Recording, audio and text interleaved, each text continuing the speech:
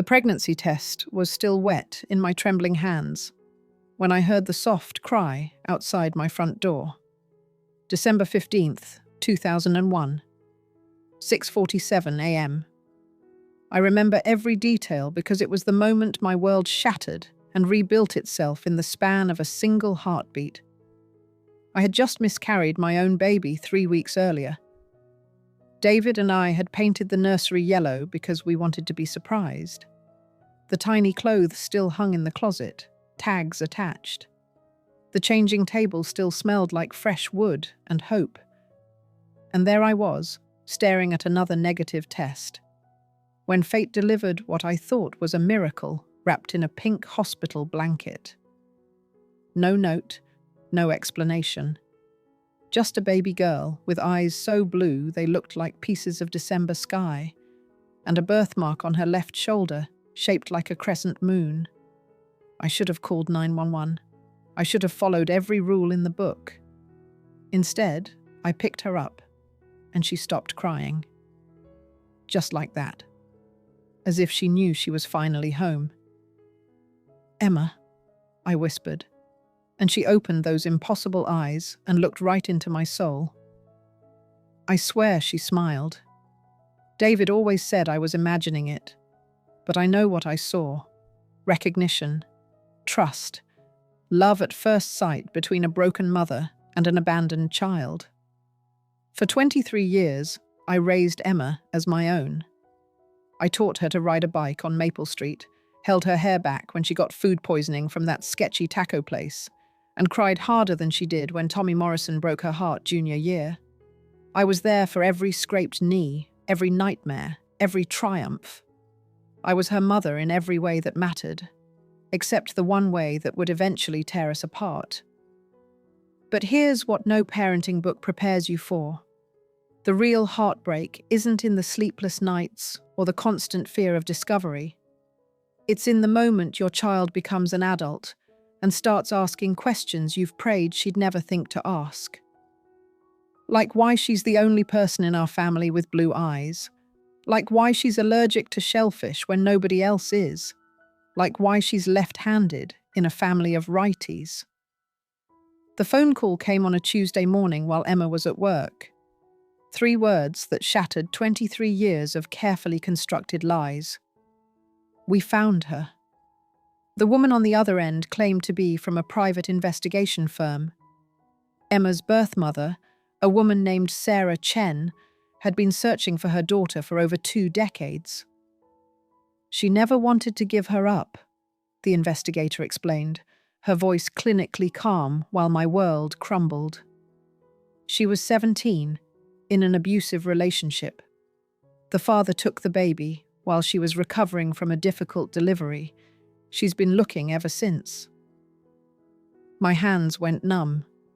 Emma wasn't abandoned. She was stolen. And I, the woman who had loved her, protected her, and given her everything, I was part of the crime. But that wasn't even the worst part. The worst part came when I realized that Emma's real identity was tied to something I never could have imagined. Something that would force me to choose between my own happiness and hers. Something that would make me question everything I thought I knew about love, sacrifice, and what it truly means to be a mother. Sarah Chen wasn't just looking for her daughter. She was dying. And Emma was her only hope for survival. This is my story. This is my confession. And this is my desperate attempt to show you that sometimes the greatest act of love isn't holding on. It's knowing when to let go, even when letting go might kill you. If you've ever loved someone so much, it physically hurt.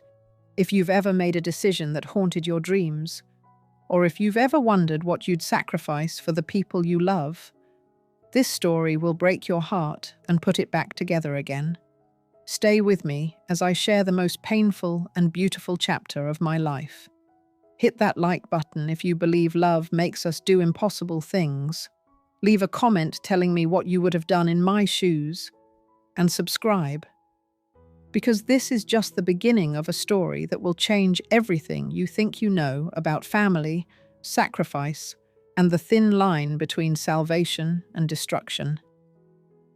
I promise you, by the end of this 10-chapter journey, you'll understand why I'm crying as I write these words, and why, despite everything that's about to unfold, I regret nothing.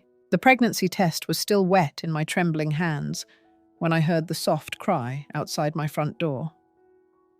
December 15th, 2001, 6:47 a.m. I remember every detail because it was the moment my world shattered and rebuilt itself in the span of a single heartbeat. I had just miscarried my own baby 3 weeks earlier. David and I had painted the nursery yellow because we wanted to be surprised. The tiny clothes still hung in the closet, tags attached. The changing table still smelled like fresh wood and hope. And there I was, staring at another negative test, when fate delivered what I thought was a miracle wrapped in a pink hospital blanket. No note, no explanation, just a baby girl with eyes so blue they looked like pieces of December sky, and a birthmark on her left shoulder shaped like a crescent moon. I should have called 911. I should have followed every rule in the book. Instead, I picked her up, and she stopped crying. Just like that. As if she knew she was finally home. "Emma," I whispered, and she opened those impossible eyes and looked right into my soul. I swear she smiled. David always said I was imagining it, but I know what I saw. Recognition, trust, love at first sight between a broken mother and an abandoned child. The first lie came so easily it scared me. When David found us together on the couch, Emma sleeping peacefully in my arms, I told him I'd called the hospital and they were sending someone to check on her. "Just until they sort things out," I said, my voice steady despite the chaos in my heart. He believed me. Why wouldn't he? I was his wife, grieving and desperate, but still the woman he'd married, still someone who followed rules and did the right thing. He couldn't have known that holding Emma had awakened something primal in me, something that would make me capable of things I'd never imagined. The second lie came 12 hours later when I called my sister Linda and told her we'd decided to adopt through a private agency. "It all happened so fast," I explained, bouncing Emma on my hip while she gurgled contentedly. "Sometimes these things are meant to be." By the end of that first week, the lies had multiplied like cancer cells. I'd created an entire fictional adoption process, complete with imaginary social workers and fabricated paperwork. I'd convinced myself that whoever left Emma on my doorstep wanted her to have a better life. I was giving her exactly that. But late at night, when David was asleep, and Emma was finally settled in the yellow nursery that now felt like destiny instead of tragedy, I would stare at the ceiling and wonder what kind of mother was out there, searching for her missing baby. I would wonder if she was like me, broken, desperate, willing to do anything for love. I pushed those thoughts away. I had to, because Emma needed me and I needed her, and sometimes need is stronger than right and wrong. The first year was a blur of sleepless nights and constant fear. Every knock on the door made my heart race. Every news report about missing children made me change the channel. I lived in a state of hypervigilance, always waiting for the other shoe to drop. But Emma thrived. She was an easy baby, almost impossibly so. She slept through the night by 3 months. She rarely cried. She seemed to sense that her presence in our home was precious, fragile, something to be protected at all costs. David fell in love with her completely. He would spend hours making funny faces at her, teaching her to clap her hands, reading her stories in different voices. Watching them together was both beautiful and terrifying, because I knew that if the truth ever came out, I wouldn't be the only one destroyed. The adoption story became more elaborate as people asked questions. Emma's birth mother was a teenage girl from Nevada who'd chosen us through a private Christian agency. She'd insisted on no contact, we explained. It was a closed adoption, very hush-hush. People nodded sympathetically and never pushed for details. I became an expert liar. I could spin stories about Emma's genetic background, her medical history, her family tree. I created entire fictional relatives to explain her traits. When she started walking early, I credited her birth father's athletic genes. When she showed an aptitude for music, I invented a grandmother who'd been a pianist. The pediatrician appointments were the hardest. I would sit in those sterile rooms, filling out forms about family medical history, inventing allergies and conditions out of thin air. Emma's lack of medical records from birth was explained away as a difficult delivery situation where paperwork had been lost. By her first birthday, I'd almost convinced myself that the story was true, that Emma had been legally adopted, that no one was looking for her, that we were just a normal family celebrating a normal milestone. But then, in the middle of her birthday party, while friends and family sang happy birthday to my beautiful daughter, I saw a woman standing across the street. She was young, maybe early 20s, with long dark hair and Emma's exact same blue eyes. She was just standing there, watching our house, her hand pressed against her mouth like she was trying to keep from screaming. I blinked and she was gone. But the seed of paranoia had been planted. Someone was out there, someone was watching, someone knew. By the time Emma turned 5, she was asking questions I wasn't prepared to answer. Simple things at first. Why didn't she look like Daddy? Why were her eyes so different from mine? Why didn't we have any pictures of her as a newborn? I'd prepared for these questions, had practiced my responses in the mirror. But when Emma looked at me with those impossible blue eyes and asked, "Mummy, why don't I have a birth mummy like Sarah at school?" My carefully constructed answers crumbled. "You do have a birth mummy," I managed, my voice catching. She couldn't take care of you, so she made sure you came to us, where you'd be safe and loved." Emma accepted this explanation with the trusting innocence of a child. But I could see the wheels turning in her mind, the way she processed information and filed it away for future reference. She was smart, too smart. And smart children ask hard questions. The nightmares started around this time. Not Emma's. Mine.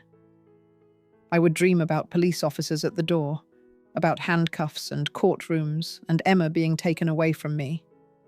I would wake up in cold sweats, creeping into her room just to make sure she was still there, still mine. David noticed my increasing anxiety, but attributed it to normal parental worries. "All mothers feel protective," he would say, rubbing my shoulders while I stood guard at Emma's bedroom door. "It's natural." But this wasn't natural. This was the constant terror of a woman living a lie so vast, it threatened to swallow everything she loved. Emma's kindergarten teacher, Mrs. Patterson, pulled me aside one day after class. "Emma's been talking about wanting to find her real mummy," she said gently. "It's completely normal for adopted children to be curious about their origins. Have you considered how you'll handle these questions as she gets older?" I smiled and nodded and said all the right things about age-appropriate honesty and professional counseling. But inside, I was screaming, because I knew that the older Emma got, the more dangerous her questions would become. That night, I destroyed every piece of evidence I could find from December 15th, 2001. Hospital blankets, newspaper clippings, even the pregnancy test I'd kept hidden in my jewelry box. I burned it all in the backyard fireplace while Emma slept, watching my secrets turn to ash and smoke. I told myself I was protecting her, protecting us. But deep down, I knew I was just buying time. And time, I was learning, always runs out. What would you have done? How do you tell a child that everything they believe about their life is built on a lie, especially when that lie was born from love? Emma's adolescence brought new challenges I hadn't anticipated. She wasn't just asking questions anymore, she was demanding answers. And she was old enough to recognize when those answers didn't add up. The first real crisis came when she was 15. She'd been researching our family tree for a school project and couldn't find any record of her adoption. No agency had our names on file. No legal documents existed. When she confronted me, her eyes blazed with a fury I'd never seen before. "You're lying to me," she said, her voice shaking with rage and betrayal. "You've been lying to me my whole life. Who am I? Where did I come from?" I broke down completely. Told her I'd found her as a baby, that someone had left her on our doorstep, that we'd never been able to find her birth parents. I edited out the part about the potential kidnapping, the years of deception, the depth of my desperation.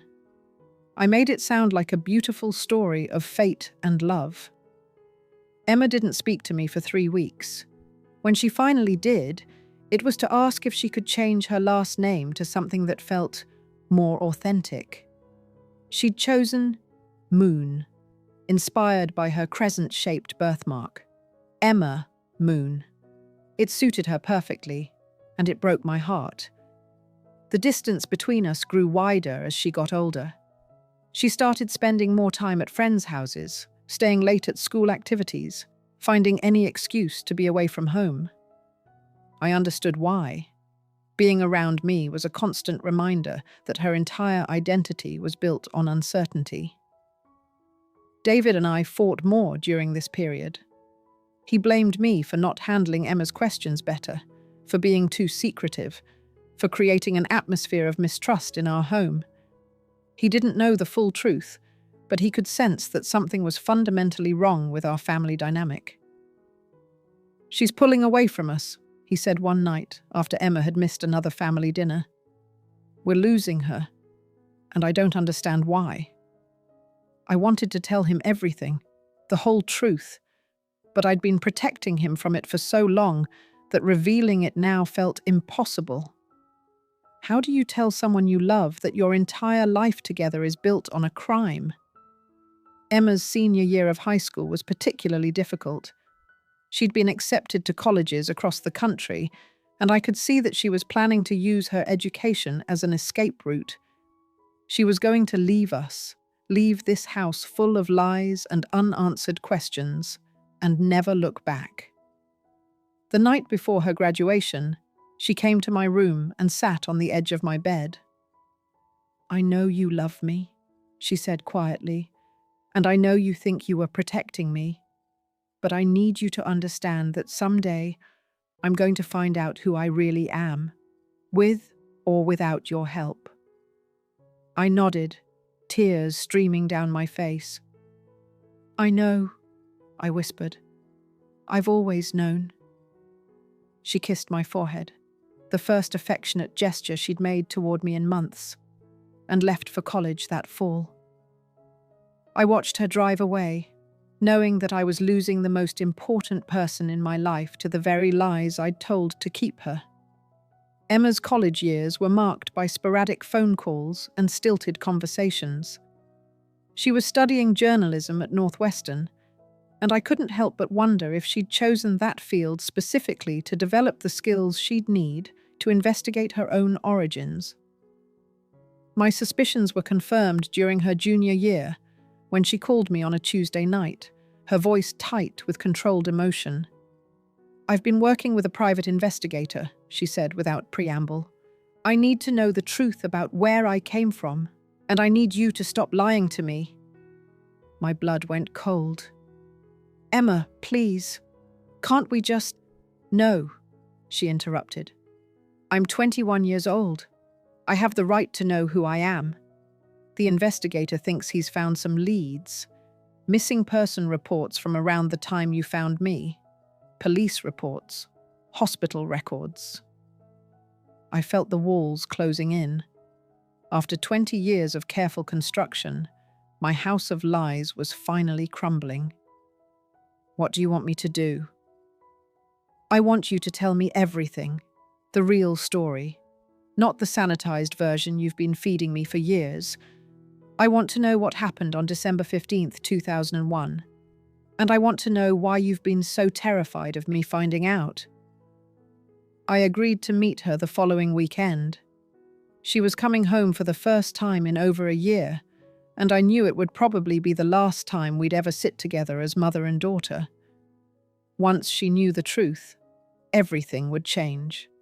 The night before her arrival, I sat in her childhood bedroom, surrounded by photos of birthday parties and school plays and family vacations.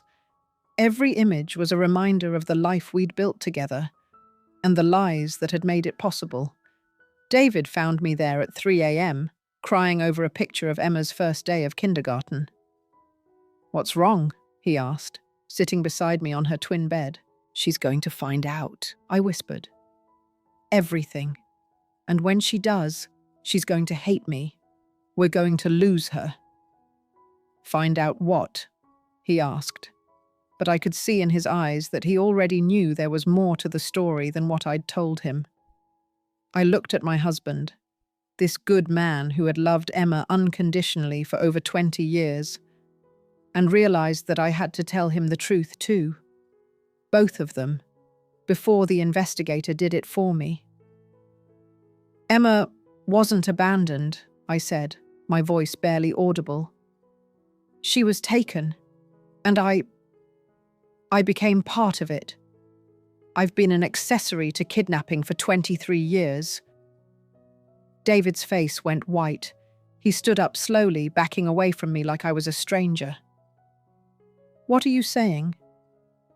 "I'm saying that somewhere out there, a woman has been searching for her daughter for over 2 decades, and I'm the reason she couldn't find her. If you discovered that your entire life was built on someone else's tragedy, would you be able to forgive the person who loved you enough to lie? Is there a difference between being saved and being stolen?" Emma arrived home on a grey Saturday morning, her investigator's files clutched in her hands like evidence at a trial. She'd lost weight, and there were dark circles under her eyes that spoke of sleepless nights and endless questions. David had barely spoken to me since my confession 3 days earlier. He'd slept in the guest room, eaten his meals in silence, and looked at me like I was someone he'd never met before. In many ways, I was. We sat in the living room, the same room where I'd first held Emma as a baby, and she spread the papers across the coffee table like a prosecutor presenting her case. "Her name is Sarah Chen," Emma said, her voice steady but cold. "She was 17 when I was born. She was in an abusive relationship with a man named Marcus Webb, who was 24 and had a history of violence. She gave birth to me at Chicago General Hospital on December 12, 2001. My heart stopped. Chicago General. That was only 40 minutes from our house. The medical records show that she had a difficult delivery. Emergency C-section. She was unconscious for several hours afterward. When she woke up, I was gone. Marcus had told the hospital staff that he was taking me home to rest, but he never came back." Emma's hands were shaking as she turned the page. She reported me missing immediately, filed a police report, hired investigators, put up flyers. She never stopped looking for me. The room felt like it was spinning.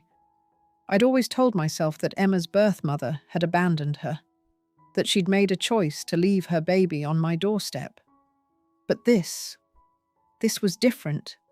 This was a mother who'd fought for her child and lost. "There's more," Emma continued. "Marcus Webb was found dead in a car accident on December the 16th, 2001, the day after you found me. His car went off a bridge about 30 miles from here.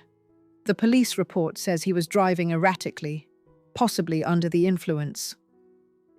I felt sick. The man who'd taken Emma had died just hours after leaving her on my doorstep. Had he been planning to come back for her? Had he died knowing that he'd left a baby somewhere, helpless and alone? So you see, Emma said, her voice breaking for the first time, I wasn't abandoned. I was kidnapped.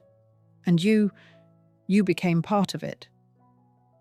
David stood up abruptly and walked to the window, his back to us. I could see his shoulders shaking with silent sobs. I didn't know, I whispered. I swear to you, I didn't know any of this. I thought someone had left you there because they couldn't care for you. I thought I was saving you. But you knew it wasn't legal, Emma said. You knew you should have called the police. You knew you should have tried to find my real family. I was grieving, I said, hating how weak it sounded. I had just lost my own baby. I wasn't thinking clearly. And when I looked at you, when you stopped crying in my arms, I felt like you were meant to be mine. Emma laughed bitterly.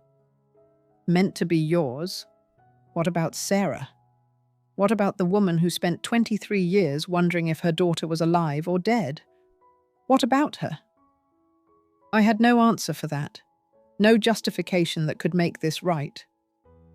She wants to meet me, Emma said quietly. Sarah.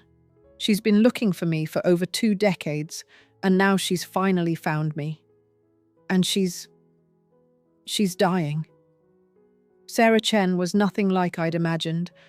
In my mind, I'd pictured someone weak, someone who'd given up too easily. But the woman who walked into the coffee shop that Tuesday afternoon was strong, determined, and heartbreakingly beautiful.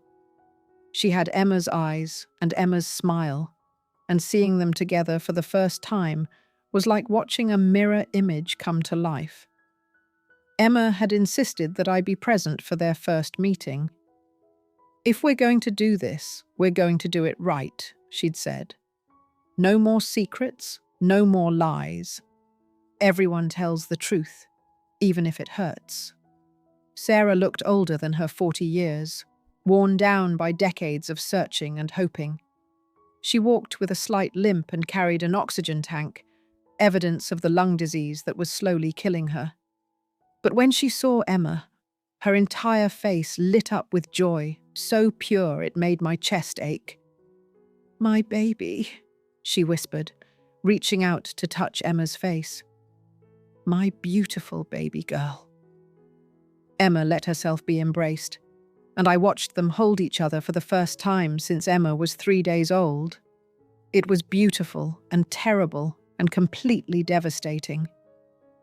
I never stopped looking for you, Sarah said, tears streaming down her face. Not for a single day. I knew you were out there somewhere. I knew you were alive. They talked for hours.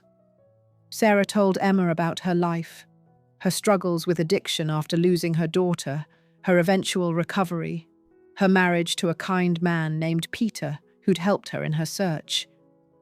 Emma told Sarah about her childhood, her education, her dreams for the future. I sat there listening, feeling like an outsider in my own daughter's life, because that's what I was, wasn't it? An outsider, a stranger who'd inserted herself into someone else's story. I don't blame you, Sarah said to me during a quiet moment when Emma was in the bathroom. I want you to know that. I understand why you did what you did. You were grieving, and you found a baby who needed help.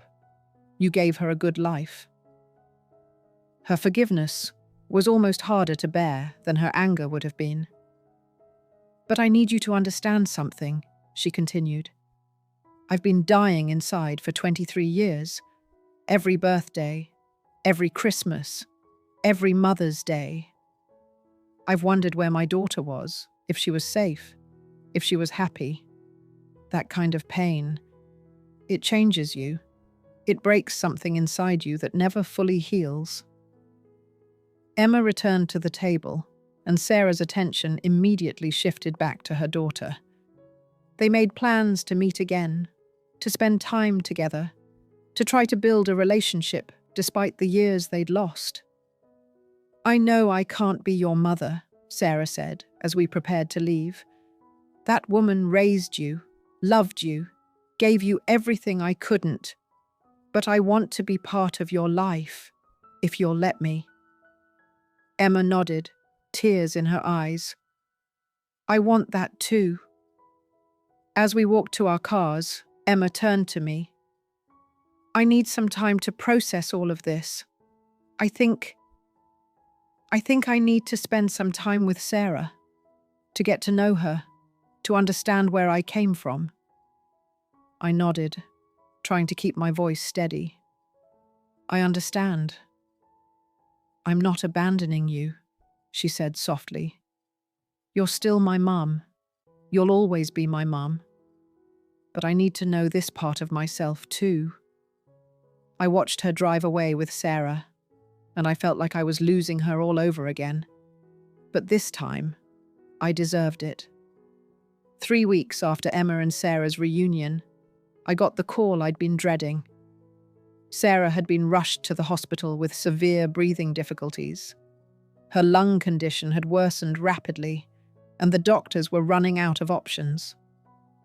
Emma called me from the hospital, her voice broken with grief. "She's asking for you," she said. "She wants to talk to you." I found Sarah in the ICU, connected to machines and monitors, her face pale but determined. Emma sat beside her bed, holding her hand.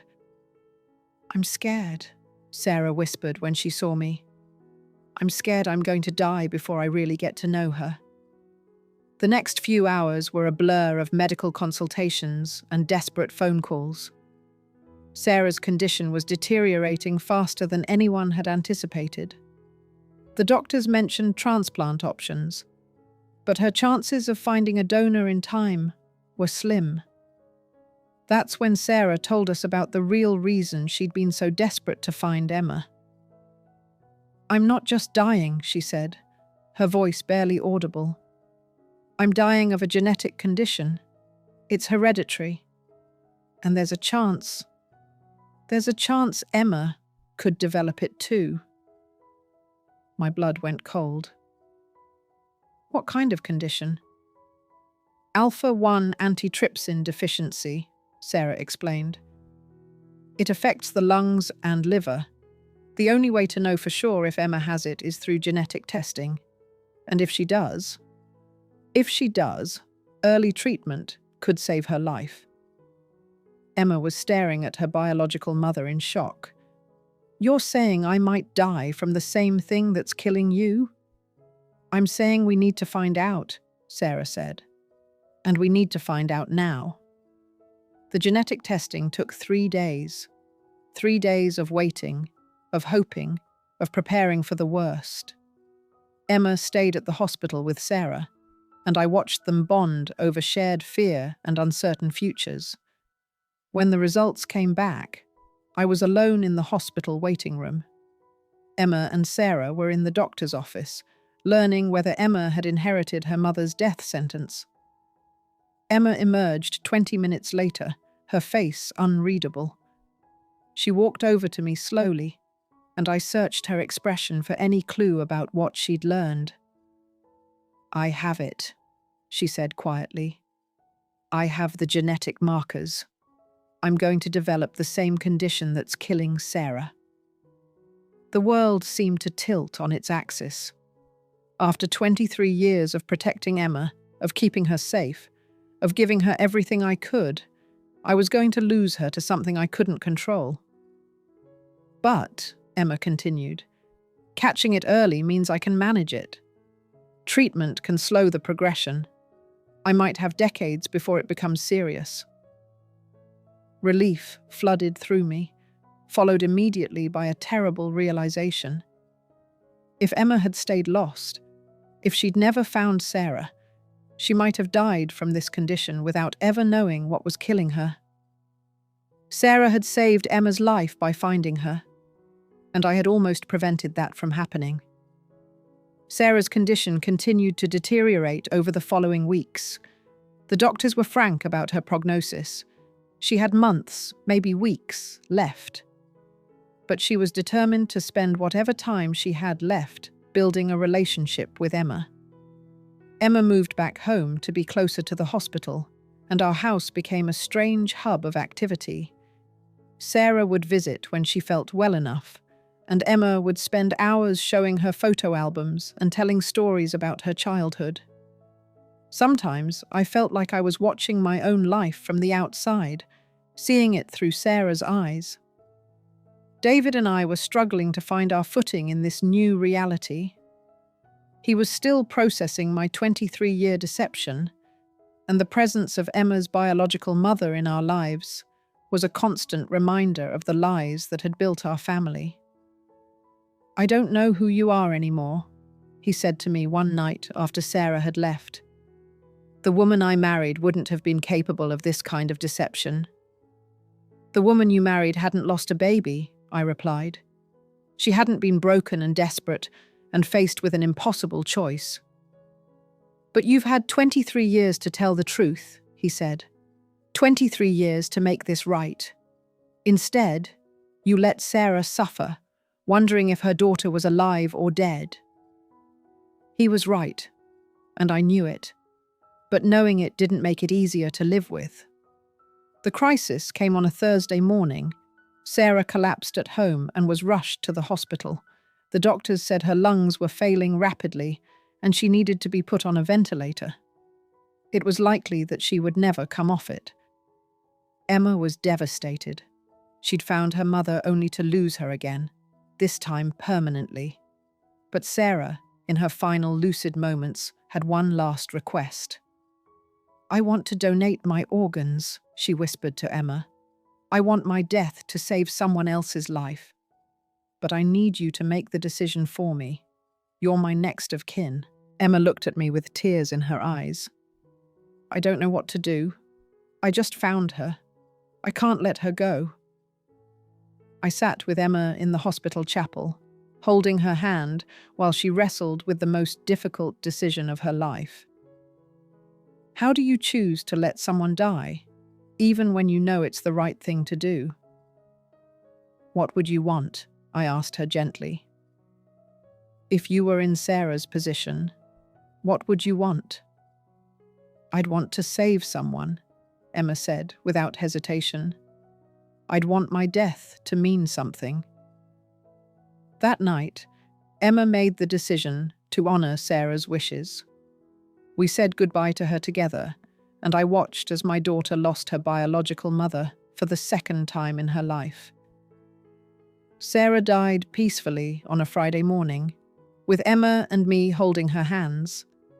Her organs would go on to save 3 lives, and Emma took comfort in knowing that her mother's final act was one of generosity and love.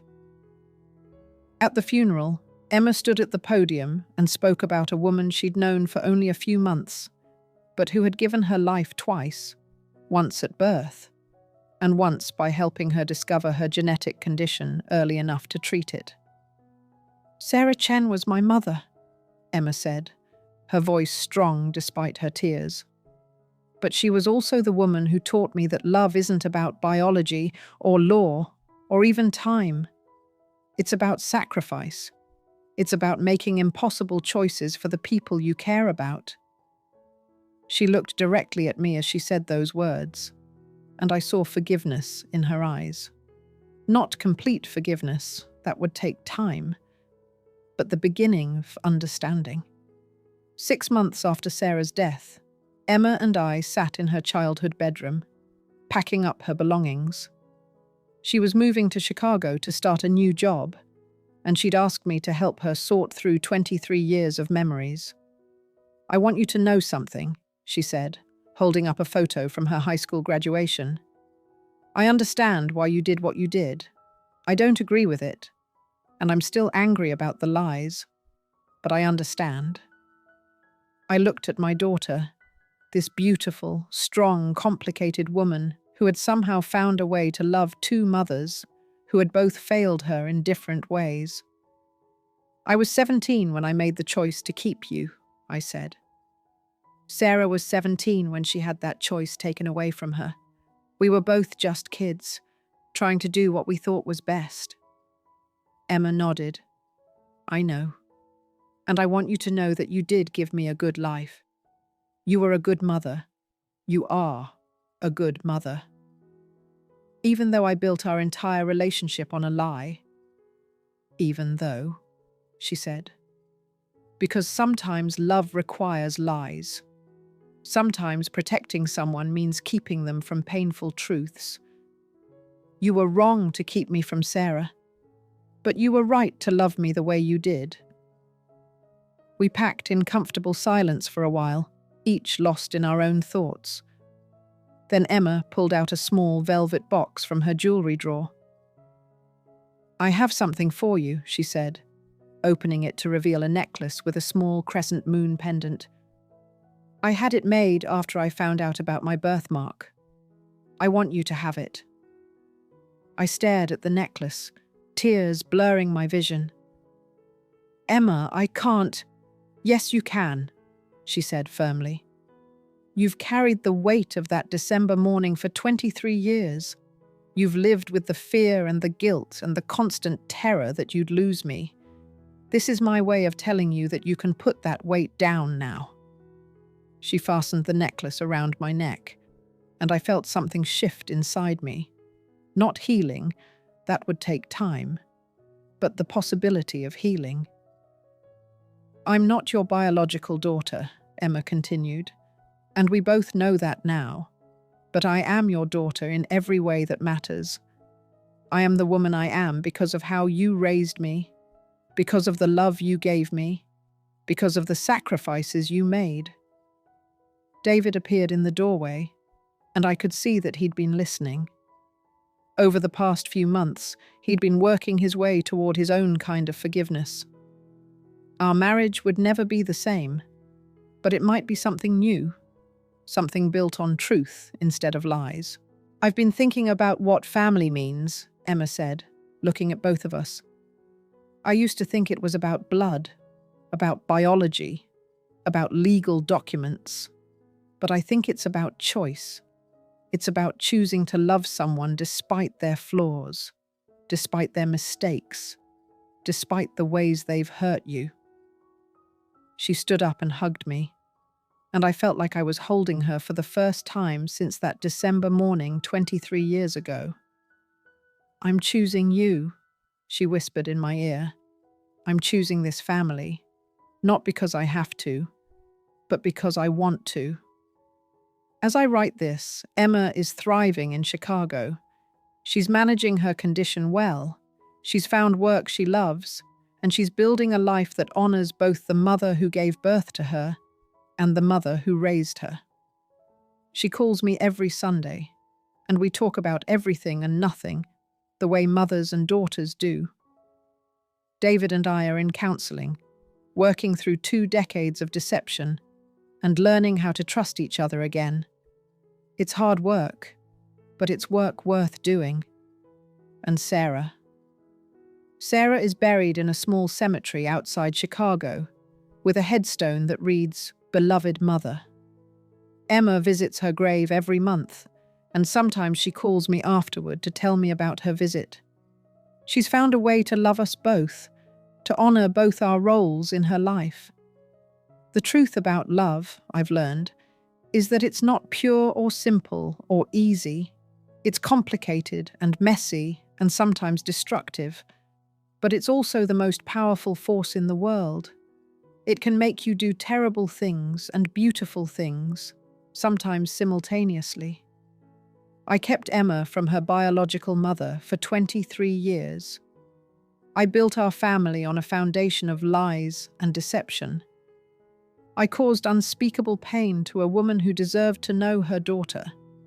But I also loved Emma with everything I had.